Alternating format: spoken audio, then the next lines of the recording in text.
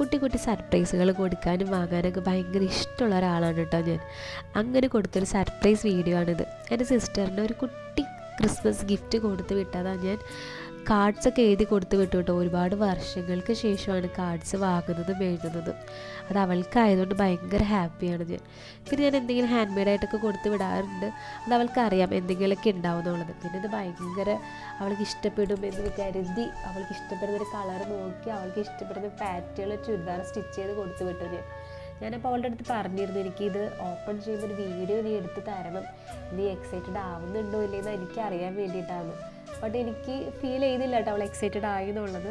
അവൾ ഭയങ്കര സ്പീഡിൽ അതൊക്കെ ഓപ്പൺ ചെയ്ത് എടുത്തു. ബട്ട് എനിക്ക് തോന്നിയില്ല അവൾ ഭയങ്കര എക്സൈറ്റഡ് ആയി എന്നുള്ളത്. അവൾക്കറിയാം, ഫസ്റ്റ് ഡ്രസ്സ് കണ്ടപ്പോൾ തന്നെ അവൾക്കറിയാം അത് അവൾ ഓൾറെഡി എനിക്ക് വാങ്ങി തന്ന ഡ്രസ്സാണ്.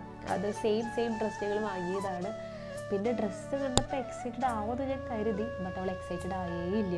അവളിങ്ങനെ ജസ്റ്റ് നോക്കിയ ഡ്രസ്സൊക്കെ എടുത്തിട്ട് കൊള്ളാമോ എന്നൊക്കെ നോക്കിയിട്ടുണ്ട്. പിന്നെ ഹാൻഡ് മെയ്ഡ് ക്ലിപ്പ് അവൾക്കറിയാം, അവൾക്ക് എന്തായാലും ഇഷ്ടപ്പെടുന്നത് എനിക്കറിയാം. പിന്നെ കമ്മൽ ഞാൻ ആ കുട്ടിക്ക് കൂടെ അവളുടെ ഫ്രണ്ട് കുട്ടിക്ക് വാങ്ങിയതാണ്.